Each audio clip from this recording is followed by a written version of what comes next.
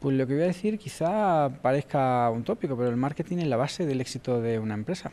El departamento de marketing es el único departamento que genera ingresos dentro de una empresa, ¿verdad? Todos los departamentos son de gasto, salvo el de marketing, que es el puente que une la empresa con el cliente. Es decir, el puente por el que tenemos la información que necesitamos para conocer las preferencias del cliente, y con esas preferencias y con esa evolución de lo que el cliente quiere, lo que el cliente necesita, nosotros somos capaces de articular una oferta que se adecua a esas necesidades. Por tanto, el marketing es hoy el cordón umbilical que tiene la empresa con el mercado. Sin buen marketing no hay empresa ni hay éxito. ¿Por qué es tan importante igual conocer lo que opina el cliente? Porque hoy el cliente juega un papel más importante que igual hace 20 o 30 años. No, debe tener en cuenta que el marketing, o sea, la propia función de marketing consiste en satisfacer necesidades. Entonces, para poder satisfacer necesidades e incrementar el bienestar que tiene el consumidor, el cliente, nosotros necesitamos conocerlo. Necesitamos saber incluso lo que él ni siquiera sabe. Y de hecho dedicamos mucho esfuerzo y muchos recursos a analizarlo, a saber cómo podemos acompañarlo, cómo podemos aportarle mayor utilidad, mayor beneficio. Y esta es una función muy importante dentro del marketing. La primera, yo siempre digo que el marketing nace en la mente del consumidor, ¿verdad? Nosotros tenemos que profundizar en ese conocimiento, ver qué hay dentro de la mente del consumidor para poder acompañarlo, y luego el marketing hace en el propio producto, de forma que las funciones habituales que se conocen en el mercado, como por ejemplo la venta o la comunicación, la publicidad, llegan a ser superficiales. Es decir, un buen producto es aquel que se adecua perfectamente a lo que necesita el cliente, a lo que necesita el consumidor. Por tanto, las tareas de venta y de publicidad, cuando el producto es bueno y cumple esta regla, son menos necesarias. No significa que no lo sean, significa que no hace falta ser tan intensivo. ¿Y cómo influye la revolución tecnológica, el auge de las redes sociales en todo esto? Pues yo creo que es un regalo. Para el marketing, la revolución tecnológica es un regalo, porque nos ha dado una ventana directa a la intimidad del cliente. Es decir, hoy tenemos mucha más información que nunca, hoy conocemos al cliente mejor que nunca, y además tenemos una ventana a su intimidad. Es decir, él se expresa como es y cuenta las cosas como las piensa, como las siente, y nosotros tenemos una escucha directa privilegiada. Por tanto, yo creo que una de las cuestiones que se derivan del avance tecnológico es precisamente conocerlo mucho mejor. Por tanto, yo lo considero como un regalo. ¿Y sobre el índice de fortaleza de la marca España? El índice de fortaleza de la marca España es una herramienta pionera, en la medida en la que es la primera vez que se calcula para 206 marcas territoriales de ámbito nacional. Es un índice muy potente, con un nivel de detalle grande. Es la primera vez que tenemos datos evolutivos, con datos información evolutiva con datos objetivos.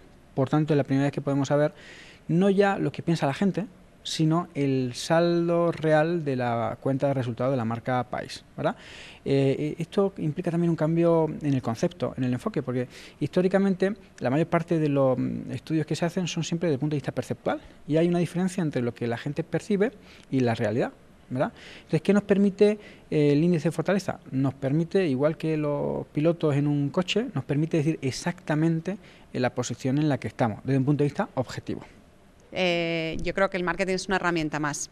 Creo que al final hay que tener en cuenta que, uno, es importante tener un servicio, un producto que al cliente le esté ayudando, le esté facilitando la vida, y que no es todo. Puedes tener un marketing maravilloso que si el producto te falla probablemente no llegues muy lejos.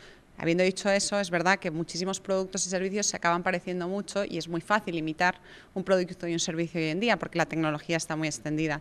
En ese momento el marketing puede ser diferencial. Marketing para mí tiene dos áreas fundamentales. Una es realmente lo que llaman branding, es decir, bueno, ¿qué quieres que represente tu marca? ¿Qué valores hay? ¿Cómo los vas a transmitir? Y una de cómo quieres comunicar eso, qué mix de medios vas a tener. Los dos aspectos son muy importantes. Nosotros en rasteatro.com lanzamos hace 6 años.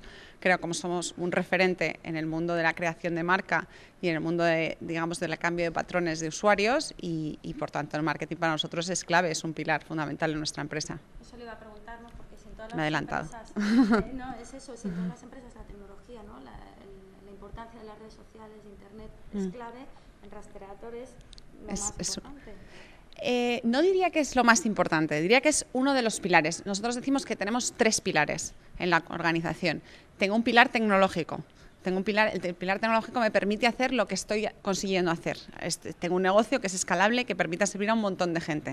Ese es el primer pilar. El segundo pilar es un pilar que llamamos pilar de producto, que es en nuestro mundo, en nuestro modelo de negocio, lo que consiste es aportar transparencia a mercados que son demasiado complejos para el usuario. Entonces, ¿qué implica eso? ¿Qué implica producto? El producto implica muchísima interrelación con los partners, con los socios que trabajan con nosotros para simplificar ese proceso.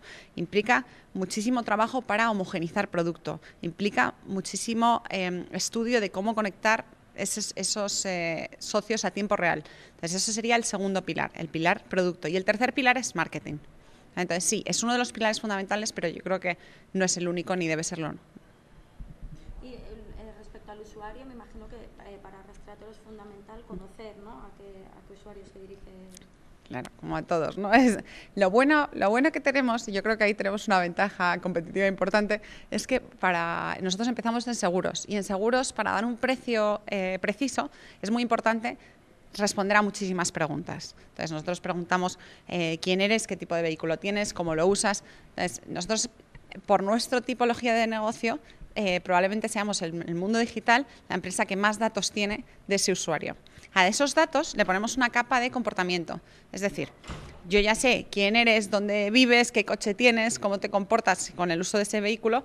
Ahora sé cómo te comportas en web, cómo entras, cuánto tardas, a qué te dedicas, qué es lo que te preocupa, qué es lo que no te preocupa. Y eso para nosotros también es muy, muy importante.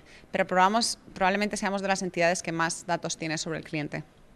Pues la economía digital para las empresas plantea un montón de retos porque el consumidor, los clientes, han adoptado la economía digital con mucho más entusiasmo y mucho más rápidamente que las empresas mismas.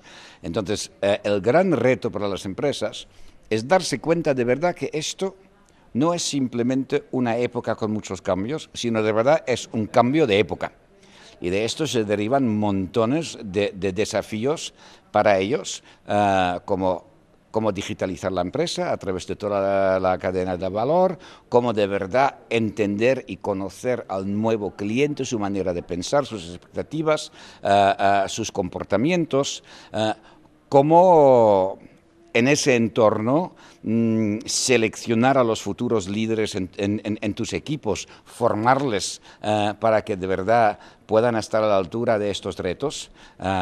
Y estos son solamente 3 de 20 que hemos identificado a través de una pequeña encuesta que el ICEM hizo en base a las ponencias de 38 líderes de la economía digital que habían pasado por el instituto en los últimos 5 años.